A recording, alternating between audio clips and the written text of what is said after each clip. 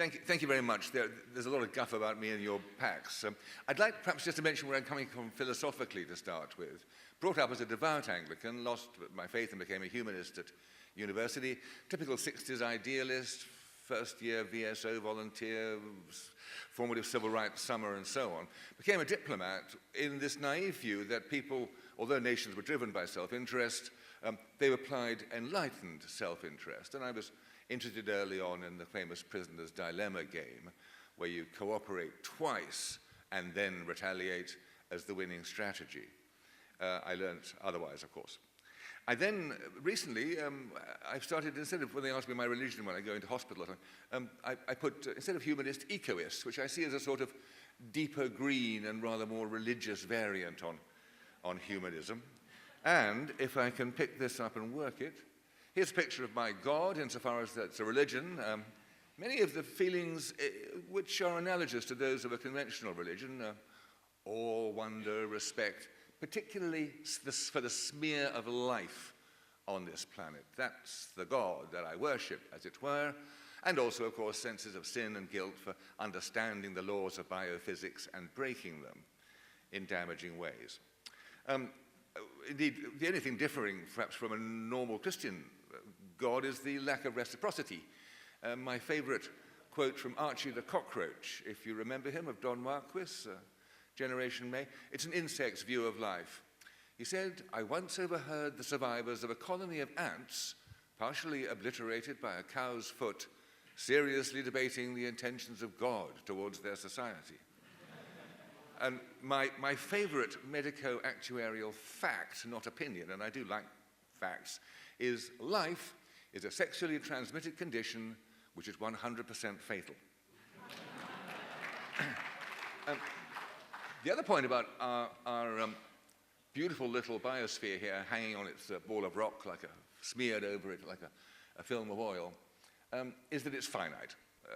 The flat earthers it's physically finite, which means that, of course, among other things, that no physical thing can grow indefinitely, which means that population growth and growth in consumption per person will quite definitely end at some point. I could spin you a dozen scenarios for how conventional growth capitalism, consumerism, will end.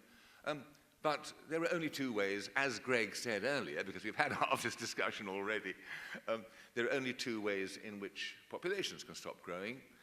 They are sooner the humane way, by contraception, backed by policy and resources, to make it available and empower people and educate people to use it, or later the natural way, by which nature has kept every other species in balance with its habitat over the last 4 billion years, and thus has driven evolution, that is famine, disease, and predation, or war. But there's no real alternative. Kenneth Boulding, great economist, green economist, gave a speech in 1966. He was President Kennedy's environmental advisor, where he talks about the moving from a cowboy planet to a spaceman economy, from one where the prairies are infinite and throughput of cattle is the measure of success, to the spaceman who wants to end his 5-year voyage wearing exactly the same suit that he was wearing when he set out, and certainly doesn't want lots of hitchhikers joining his craft along the way. The famous joke that he made, which I very often quote because I love economist jokes, is anyone who believes in indefinite growth in anything physical on a physically finite planet is either a madman or an economist. And you hear it, example, I want to say it every morning when I turn on the news and people talk about back to normal growth, sustainable growth, the oxymoronic evidence of the need for education. And when the financial crisis struck, I have to say, I initially thought 3 years ago, probably there's another bounce or even two left in unsustainable global growth capitalism. Now I'm not so sure. Money, I made a deal on Reading Station the other day, which netted me $20 billion. 20 billion, and here they are. Sorry, Bank of Zimbabwe. There they are. Very proud of my 20 billion. In other words, remember that money, when we talk about costs, we're talking increasingly about patterns, states of mind, about patterns of electrons in people's computers. the relationship between real useful stuff like potatoes, is getting increasingly tenuous. Here's a picture of the history of the world. And you've all got that in your packs as well. I slipped a sheet in with our basic policy statement on one side and that picture on the other. But I would draw your attention to the, does it have a light? Perhaps it does. It does. To the age of the world. 5 billion years. Here's the dinosaurs. Very successful creatures, the dinosaurs. They lasted a very long time. Here was that bar is this one, apes and men. And here's Homo sapiens, this last little lot. And indeed, this is even shorter. This is agricultural man. Over all this period, as life evolved, there is the oldest rocks and there's the first life form. Nature had the laws, the rather tough laws that we know about. There's no birth control and there's no death control. The fittest survive. And it's interesting that when Darwin, insofar as he had a eureka moment, read Malthus 5 years after the Beagle voyage, that he had this illumination. The eureka moment said, stuff is always limited, species are always plentiful, they compete for scarce resources, and the luckiest, the fittest, the toughest, the nastiest survive to breed, the others don't, and so that's why we're standing here today. This curve, you've seen, starts rising with the agricultural revolution, the first form of artificial death control. It turns sharply exponential with the Industrial Revolution. I see that as the time when we became smart enough to use the stored solar energy in those fossil fuels to gobble our way through all the rest of the natural capital laid down over 5 billion years, that huge age when capital was being stored up in the minerals and the forests and the soils, the fisheries, the biodiversity. And we started to use it at great speed. But we remained stupid enough, unfortunately, to think of it as income. And this still haunts us today. The curve has tripled. Look, I'm younger than the Queen, but not much younger. The population's tripled in my lifetime. I was a Blitz baby. And look at the range projected by the UN for 38 years away. That's for 2050. A range of 2.5 billion people, more or less, depending on what we do about it in the next 38 years, which is substantially more, 2.5 billion, than the whole population of the planet when I was born. So, anyone who says that this is not a unique period in our history is, alas, fooling themselves. That curve, in fact, surprisingly closely fits the curves of the conventional brown-green algal bloom, and indeed of a lemming migration. And you heard already about the exponentiality, but my friend Al Bartlett, a professor in Colorado, believes that the tragedy of our species, the main one, is our failure to grasp the exponential function. And it isn't just, whoops, do I mean that? I don't, I mean that one. Do I mean that one? I do. Here we are, the Anthropocene, where you see all the curves are doing the same thing. Damming rivers, fertilizers, urban populations, paper, McDonald's, motor vehicles, and so on. All the curves are doing that. And it's mostly us doing it. So never let it be thought that population growth is an issue only for poor people. I have to say that we heard about the perfect storm this morning. The perfect storm, this afternoon, comprising, as the chief scientist has said, population growth, climate change, and peak oil, leading to ever greater food, water, and energy insecurity. And that's a biophysical phenomenon he's talking about, which I think is likely to become dominant against the electronic technologies, which are relatively straightforward.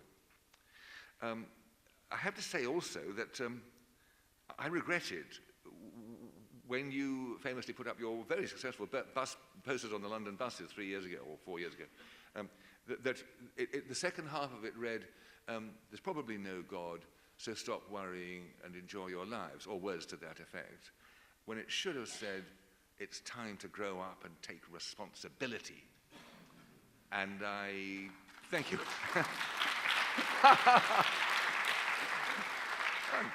I'm quite surprised by that. Thank you very much.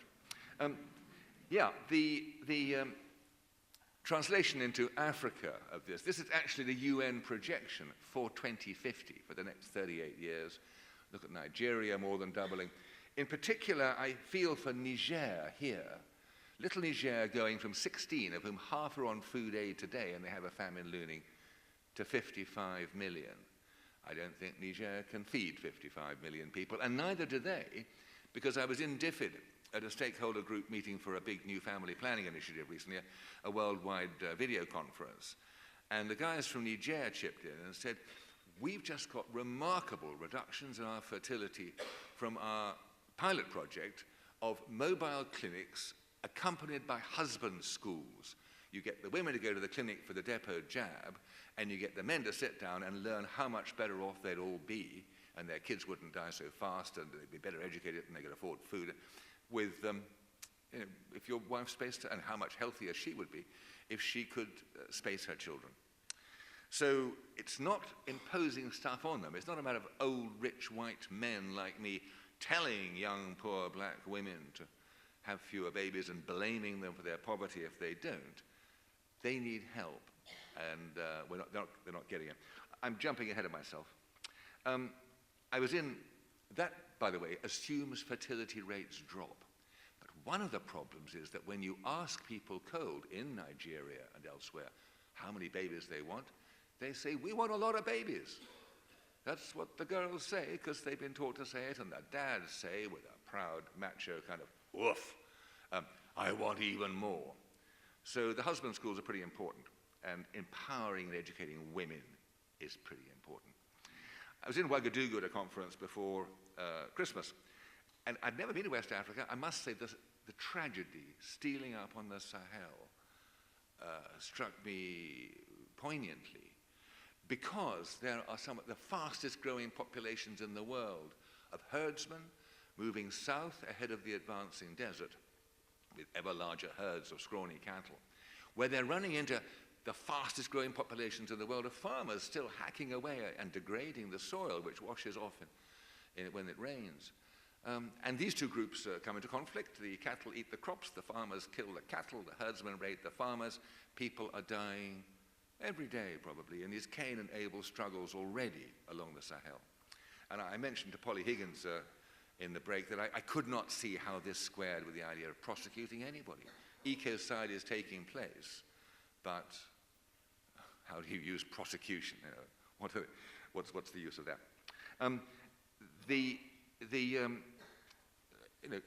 So it's crowded. And it's not just crowded there. This is a train in Bangladesh, so it's crowded there.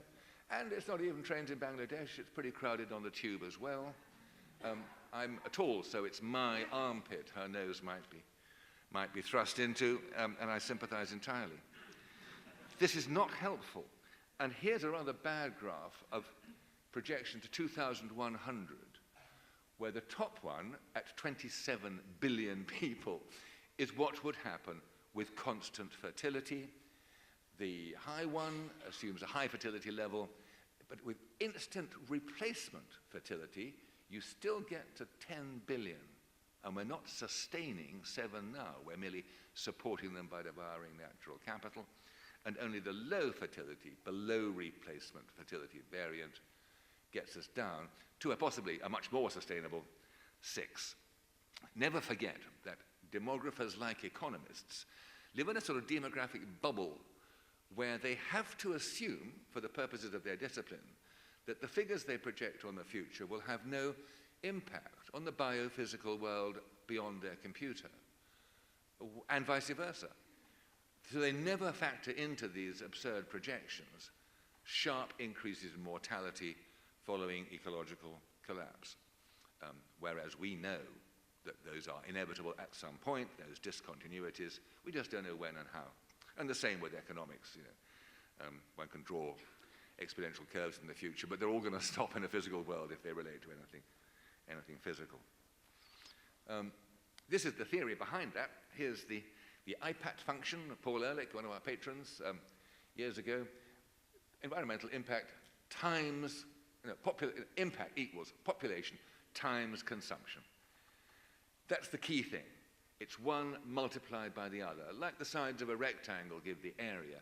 So never let anyone get away with saying the problem is not population, it's consumption, it's capitalism, it's greed, it's something else. It's always both and all. It's one multiplied by the other. And you'll get different shapes of rectangle in different countries.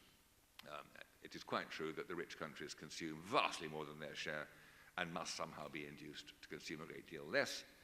Nonetheless, the poor people, the poor countries who are virtually have a rather low impact at the moment, have a multi-billion-dollar aid industry trying to make them rich too, and as they get richer, their footprint will increase. So across the whole range of these things, you get the same old truth coming through. It's no use reducing your footprint if you keep on increasing the number of feet. It's a very simple idea, one multiplied by the other. And of course, it's very, there's vast inequities here, as I've mentioned.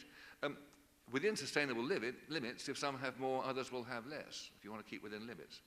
It really is a finite planet like a finite pizza. One person gets more, somebody else gets less. More people are allowed to share it equally. Smaller a slice each person gets. It's tough, but there it is. It raises a big intergenerational ethic in that leaving some pizza over for our children is important. What is interesting is that environmental regulation we are totally used to this morning, as we know, and that sole function is to protect the environment from the economy. In other words, the future from the present, from the greed and convenience of the present generation, to protect our kids, to have something viable left. All that applies to pollution, quite rightly, and other things. And the question for discussion might be how far can you make that apply to population? Because it's no doubt at all that there's an intergenerational ethical element in two people with two living children deciding to have a third child when they have the choice, and thereby, as a matter of fact, not opinion, ratcheting up the population of the planet, ratcheting up the impact on the environment, total human impact, bringing nearer the day of serious ecological failure, and ratcheting down everybody else's share of finite and dwindling natural resources to deal with this. So they will adversely affect everybody else, including their own children, in these three ways, and that raises an ethical issue that they should think about before they take that decision. The population and climate change, correlation is not causation, but it is quite striking that the two march precisely hand in hand, and emissions per head have remained relatively static for a decade in Europe. We are still great criminals because they're vastly higher than other people. One new extra Brit is 22 more Malawians. So the 10 million more people that we are forecast to have, the 10 more Birminghams that the ONS think we could have in the next 22 years by 2033, 10 more Birminghams would be the equivalent of 220 million more Malawians. And we've done some interesting research with the figures on how just to stand still in total infrastructure quality would cost over £1 trillion at current costs, and to just stand still in total carbon emissions would require, to sustain that extra 22 million, additional wind turbines equivalent to additional renewables equivalent to 27,000 more wind turbines. So I have a lot of entertaining numbers like that in my head, and I keep getting more from the LSE. And here's the cop-out, the last one, in Durban. You see the world's on fire and the firemen are fighting each other. It's both funny, but it's not totally, it's not hard, because these two firemen are the rich and the poor. This is the ethic of inequity. Why should, I not have an air conditioner in Delhi when you've got them all over Colorado? Well, we shouldn't have them in Colorado, but the fact is, oh fellow Indian, if all of you guys put on air cons too, it's going to collapse under you. When you stand in the desert among the bare bones of the dead cattle and you shout at the burning sky, but why shouldn't I? It's not fair. This guy won't answer. This is not the kind of discussion that they have, and it's difficult. All I contribute to it year after year is a lot of stuff saying, whatever your problem, whatever your outcome, It'll be easier the sooner we can stabilize our numbers. Any problem. Equivalent thing on hunger. Food, a very precise correlation between growth in the number of hungry people and the population growth rate. Sub-Saharan Africa going off the graph practically with higher fertility. Of course, if they could get their fertility right down, stabilize their numbers, they would develop faster, as the All-Party Parliamentary Group has pointed out. But then they would, of course, consume more per head, and who knows whether their carbon footprint would go up or down. I don't, but you can't possibly tell poor people not to try to get richer. The very poor must improve their consumption. And Kofi Annan, to whom I had a real session at a conference 3 years ago in Geneva, put in his key recommendations 2 important things. He said, population stabilization should be a priority for sustainable development. Ho ho, I'm going to Rio next week and we'll see if that comes true there. I am not optimistic we'll get anywhere. The second thing he said was about climate change. The principle of contraction and convergence, that I'm sure you're familiar with, where the rich come right down in their carbon emissions, the poor come up, and we converge towards equal fair shares at a sustainable level around the world. Contraction and convergence with a population base year should be the basis for climate equity. And that answers a question raised earlier, I think, in the previous discussion on population. Population base year is very important as the incentive to stabilize your numbers as quickly as possible, and a disincentive to carry on growing so that you'll have, as a nation, as a government, to give smaller and smaller shares to your ever-rising numbers of people. This is, of course, not just a matter of us lot. Here are people in a difficult environment. They deserve our respect. And what we have here is a picture, I think, which could be illustrating what Norman Borlaug said. Should have gone there to the last slide. When he was the father of the Green Revolution. And in his Nobel acceptance speech, he said, unless I've given you a breathing space to stabilize your numbers, if you don't do that, you won't be feeding hungry people more, you'll just be feeding more hungry people. Very much, I think, the situation we're in now. And the last thing these poor women need, of course, is more children, because it wouldn't help. For feeding, you need basically soil and water, don't you? And for intensive agriculture, you need oil as well. They haven't got any soil, they haven't got any water. Soil is eroding at frightening speed. When, in 1960, there was half a hectare of decent arable soil each in the world. It's now down to 0.2 of a hectare. China, it's only 0.1 of a hectare, which is why they're staging this dramatic land grab around Africa. These are worrying, and it's of course because of their erosion problems as well as their population growth. These are worrying figures. Water, they haven't got there either. Well, we all know about the Nile and the Mekong and the Euphrates, the kind of international tensions building in the major river basins about dividing up finite water supplies. Less known about is the groundwater. Aquifers are being depleted at great speed across South Asia, China, northern Brazil, Mexico, you name it, where it seems to be a free good, and you've got a Land Rover mounted borehole driller, bzzz, up it comes, irrigate the land, milk make the children's bones strong. It's all lovely. I used to lecture on this at northern Gujarat, and then one day, a bit of dirty water, and it stops, and you look at each other. What do you do now? Happening all over the world. Groundwater is quite a conflictual issue. And the Ogallala aquifer going on is being depleted. That's the big one up the Midwest from Texas. That's being depleted twice as fast as it's being recharged naturally. When I was head of Middle East Department, I don't know, 30 years ago, the Saudis were just getting into, we need agriculture as well. We'll be a proper country, we'll grow our own food, because we've got this damn great aquifer coming right down into the Hejaz from the Jordan border, and now they're closing it down again because they've drained all the water. And here's other species which I think should play a much more prominent role. This is not actually, this is a guesstimate. The guy that did it as a calculation, has sort of recanted, so I don't give his name. But it's not a bad guesstimate. One wouldn't be surprised if the sheer weight, the tonnage of mammals on the Earth were 12% of total tonnage in 1750, people and their animals, all the other green ones being wild, and now a different scene. And here's a little cartoon, natural resources. The well is dry, we've got a lot of new customers.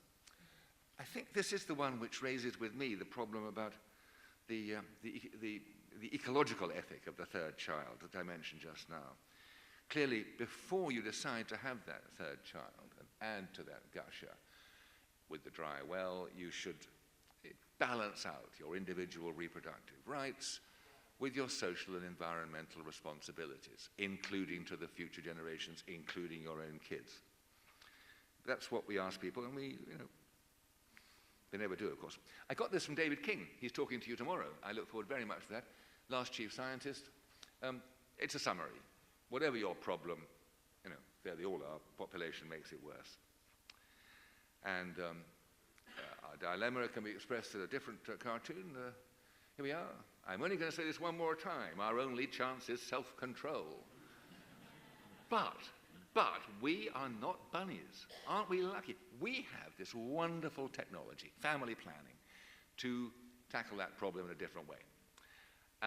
UNICEF said famously years ago, family planning could do more good for more people at less cost than any other known technology. Good stuff. And the fact that 40% of the pregnancies in the world are unintended at the moment makes it, one would have thought, really blindingly obvious that family planning is desirable.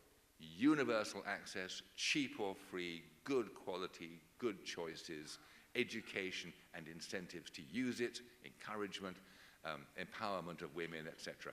Education for men. It's just blindingly obvious, isn't it? So you think the world would have got the message, and what do you think the response is? Here's the response. The response is nil. The response is zilch. The response is need and donor support.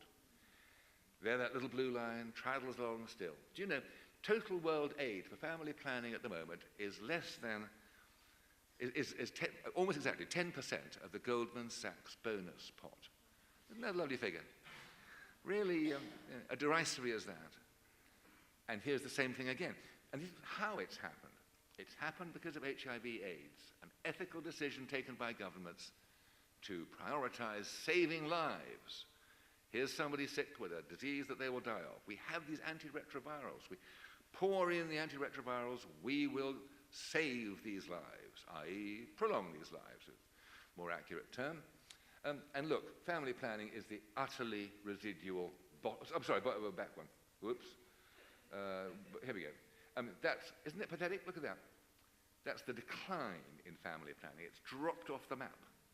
The solution, not the solution to the world's problems, but a necessary condition for the solution of any of the world's problems. Isn't it extraordinary? Yeah. Well, I've been at a Goldman, sorry. Yeah.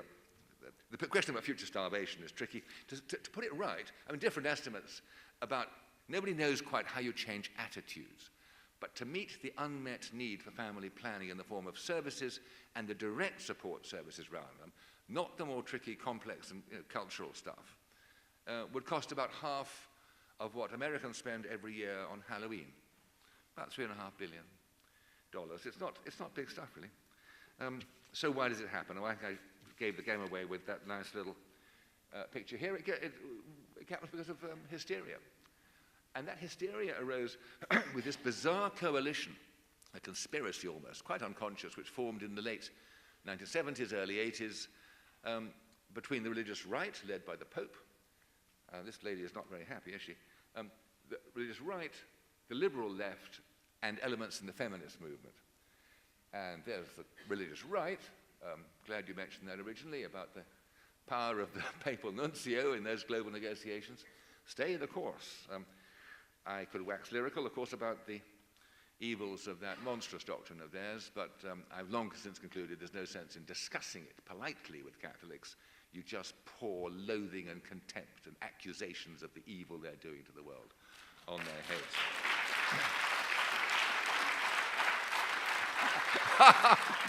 Well, how lovely. I've been booed for saying worse than that. I mean, better than that, and milder than that. Here's the next one, the liberal left, the taboo. And these are the guys that really worry me, because they're people like me. These are people exactly the same, out of the environmental movement. Sustainability, agriculture, water, population. Sorry, we don't talk about that. This is very, very common, and it drives me nuts. The liberals assume that it's racist. They assume that it's, as I said, old rich white men blaming young poor black women. No blame at all. A lot of sympathy for those tough women we saw in the Sahara there. The origins of that lie back, I think, with the Cairo Conference. Cairo Conference in 1994, 2 years after the first Rio Conference, was one where they got rid of the entire population argument completely. They didn't just put women's rights, quite rightly, on top of the rather heavy-handed Malthusian programs and say, bloody hell, you've got to treat women like human beings. It's not just the coercion and the coercive abuses in India were a very bad thing. But they said, don't talk population anymore, that's coercive, just talk SRHR, sexual and reproductive health and women's rights. And the result has been this sort of pathetic collapse in funding and attention and priority. It's very odd. People who do that include a guy I admire and like, George Monbiot. He's completely sort of closed-minded, it would seem. Duncan Green at Oxfam, number 2, the head of research at Oxfam. Of that generation, since my generation, as it were, to have been picked up their attitudes in the late 80s, 90s, and brainwashed. Very, very strange thing. They would reject all this. They just say it's racist, or typical fat people trying to make excuses for themselves. Yeah, the feminists, I think, the feminists themselves took over at Cairo. That's right. They banned even family planning at one point, and they had this neurotic fear of coercion. And these are the people who now run things. You go to meetings of the UNFPA. It is quite rightly, I would think, primarily women you'll find there. But many of those women will have a very tough view of the language you use. They won't want you to talk about population. They'll want you to stick to the SRHR.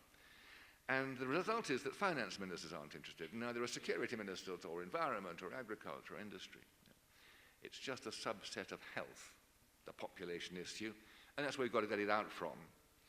The silence you will see in all these big UN negotiations are from Nagoya on the Biodiversity Convention, from all the climate change talks, from Rio next week and the week after. I fear we're going to see that familiar silence falling on them when it comes to population. So they'll pretend, they'll write these letters to Santa Claus, they'll draw these great pictures of sustainable development, regardless of how many people there are on the earth, and they'll tell the silent lie, which is currently told by the development of the environmental NGOs here, apart from Save the Children won't mention it.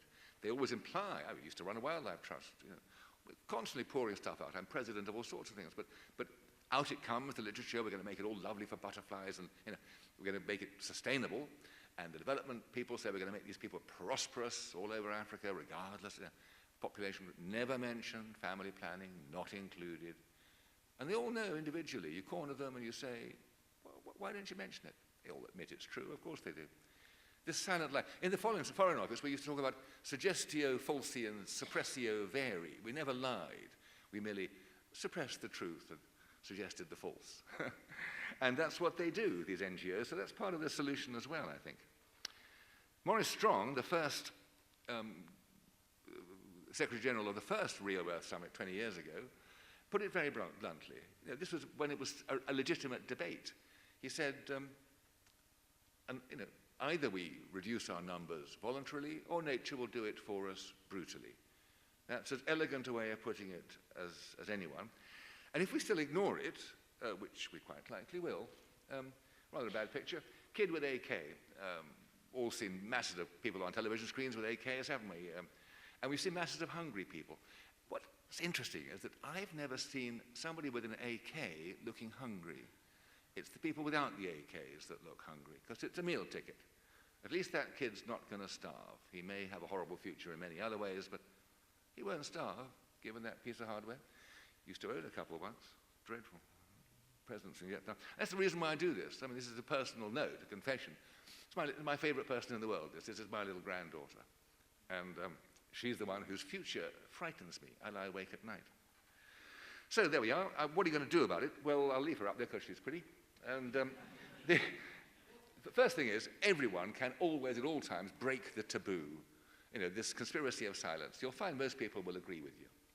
Just break it whenever it's relevant, verbally and socially. In your own, those of you still of reproductive age, have 2 or fewer children, is my advice. Many of you will have more than that, or be part of larger families. And I'm not condemning those who do. I'm just pointing out, as it were, now that it might be a good idea. In your support for development NGOs, which I regularly give money, I used to give it to Oxfam, and I've stopped and switched it to Marie Stopes International. I think Marie Stopes do more good than most of the others put together. Save the Children have a very good policy, but they have a new director, and I've had long discussions with him, and he's decided to play this down. You know, he endless chances to play it up, and he plays it down. Even talking about Niger, amazing, highest growth rate in the world. End the NGO, if you're members of NGOs, and many of you will be, these environmental and development NGOs especially, force them, badger them, make them end the silent lie, just have them say it. Because politicians won't see this population as a variable to be tackled and not just a given to be accommodated until the NGOs lead the way. Once the NGOs have all said radical things for 5 years, brave politicians feel emboldened to say the same, but it doesn't happen the other way around. It's the power of the NGOs and also their weakness. Next one, tell your MPs that you want a UK population stabilisation objective. Lots of MPs seem to think it's just a matter of the third world. It isn't. These 10 more Birminghams in 22 years, the difference by 2050, the projections are between 2 million and 20 million more Brits. And England's the most overcrowded country in Europe. We've got droughts on, we're worried about investment in energy and so on, and water reservoirs. We've done research on all these things and put figures on them as far as we can. But it's very much a UK problem. It's the most overcrowded country in Europe. We are using 3/4 of our renewable ecological services, or as it were, one from abroad or from natural capital. We're only 1/4 self-sufficient, according to the Global Footprint Network. And the policy implications of this we can discuss now. I rather enjoy it. We have two policies some people like yourselves would jib at. They are forced on us, we believe. One is we should aim for the goal of balanced migration, because we can only have a population stabilisation policy for the UK nationally. There is no prospect of a globally enforceable or applicable policy. So if we want to stabilise our own numbers and then reduce them to a sustainable level for the sake of our kids, we've got to have balanced migration rather than leaving the tap running while we mop the floor ever more feverishly. And the second one is, which was mentioned already, child benefit. It's ridiculous. It is impossible, logically, to pay child benefit or any kind of child financial public payment for a third and subsequent children if your policy is to stabilise your numbers. So they must be replaced by something else. Child poverty payments when the case is made, but the automatic child payments are out. Those are the two tough policies that we put in our list of otherwise rather bland policy recommendations. And it'll be interesting. This afternoon, rather, I heard people going much more radical stuff than that, like incentives. Incentives do work, and the Indian government, world's biggest democracy, has reintroduced them at a higher level. Incentives for sterilisation, voluntary sterilisation, incentives for vasectomies. And lastly, I'd say think big. The biophysics of the finite planet. I relate everything to my God. I won't flip back to him because you know what he looks like. But you know, I am a metaphysician in a way. I'm a bit of a hedgehog, to my surprise, after all that Foreign Office foxiness. And I do think of the biophysics as being central. There's this wonderful species, comment by Arne Næss, I think, this deep green, gloomy Norwegian, who says man is the only tragic species because it is that same quality, his sublime intelligence, which makes him at once the only species the planet would be better off without and able to appreciate the fact, which I find oddly satisfying. Lastly, I realized, having adopted my God, this really is the end, but my God bears an uncanny and disturbing resemblance to the God preached by the famous We Free preacher in a sermon recounted to me by a bishop when I was a teenager. And there he is, the wee free man in his church, looking at you miserable sinners. There you'll be, burning in the bottommost pit of hell. And you'll cry out to the Lord, and you'll cry, Lord, Lord, we didn't ken. And the Lord will look down from heaven, and he'll say, well, you kenned anew. I'm not sure how much of a joke that is, really. And the very last thing you can do is jolly well join Population Matters. And I've got a number of these forms on the front there, should you wish to join us, and thank you very much. Did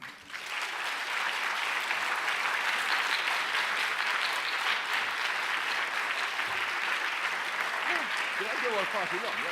Oh, you've got my mic. I think we've got time for questions. I'm terribly sorry. We've had it already. This is the one. No, this one does work. Do we have any time for questions? Guidance, please. No? Well, I'm going to take a couple of questions. Yes? Yes, okay.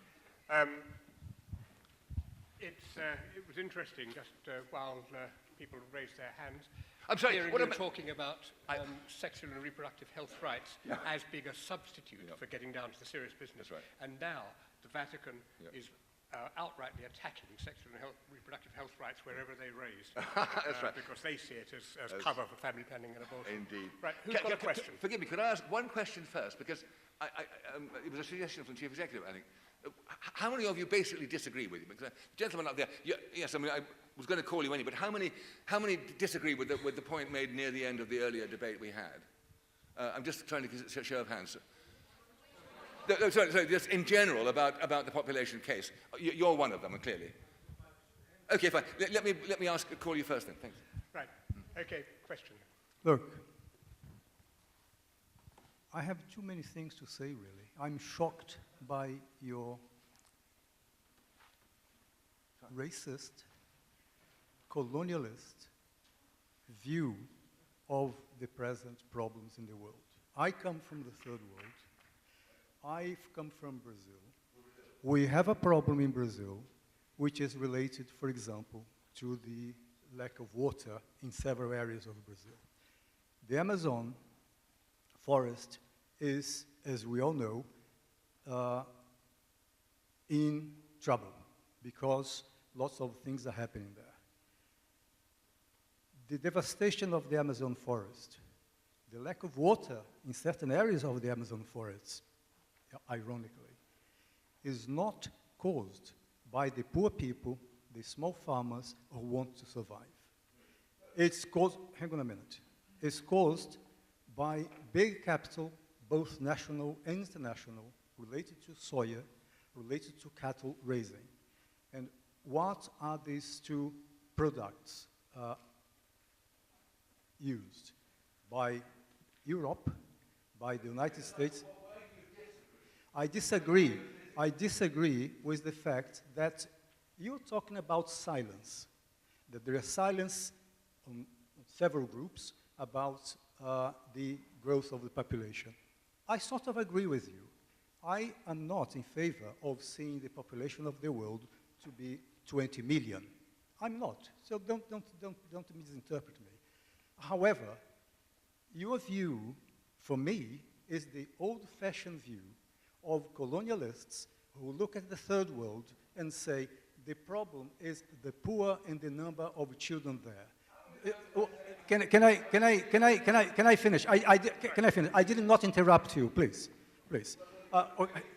We are very short of time. Sure. Okay. I'll be very briefly. I think, Roger, can you answer? 25% of the whole consume in the world is by the rich in the United States and Europe. It is 70% of the consumer in Europe. How can you blame these big families? I'm not in favor of I was not blaming big families. I think we ought to move on to the next question. Why do you blame the third world and families for that? I think it's consumerism by us and by the middle classes in the world. Thank you very much. I fear you cannot have been listening to the lecture. Is there another question? Thanks. Yes, this will have to be the last one, I'm afraid. Okay. Right route. I completely disagree with him. I quite agree his point about the effect of our economies and that we're despoiling the world, but that doesn't mean that you shouldn't look at the question of population control, and that although these people might not consume much resource at the moment, in 20 years' time, if you've got another 2 billion of them, they're going to be consuming more than the United States. But sorry, I did have just one question. Your formula, you didn't mention technology. Now, in the 60s, we had the Green Revolution, which sort of doubled productivity in food production, etc. Do you not think there's some scope for mitigating this problem through improved technologies? Thank you. Yes, of course, technology can help, but there's also, first of all, there's Jevons paradox about the economic effects of saving resources, making one thing more resource efficient. You simply sell more of it and it uses resources as much as ever, and they're finite. And the second thing is that the technology I did mention was family planning, which is grossly underfunded. This pathetic, it's available now. We know the answers, as Greg was saying earlier. But yes, the one thing that there isn't a clear view on is, for a techno-fix, is energy. Energy is really important. Energy return on energy invested is in steady decline. They first drilled the well in Philadelphia. They probably had a gusher, and it was about 100 to 1. Any gusher land-based oil supply is a pretty easy, high energy return on investment. But now the tar sands are about 3 to 1. We built our infrastructure at 100 to 1. The poor world are going to have to build theirs on very much lower figures. We're currently running average globally at about between 18 and 12. So this is another problem, again, where there's just it's easier to solve every problem, as David Attenborough, our patron, keeps saying. Every problem gets harder and ultimately impossible to solve with ever more people. The sooner we stabilize, the better off our children will be. Right. Roger, thank you very much indeed for an inspiring, not to worry, inspiring lecture. The thought that I always have first in mind when this subject comes up is that it seems to be the fact that whenever women are educated, they have smaller families. When they're educated, they choose to have smaller families. Right, so applaud again now to thank Roger. Thank you very much.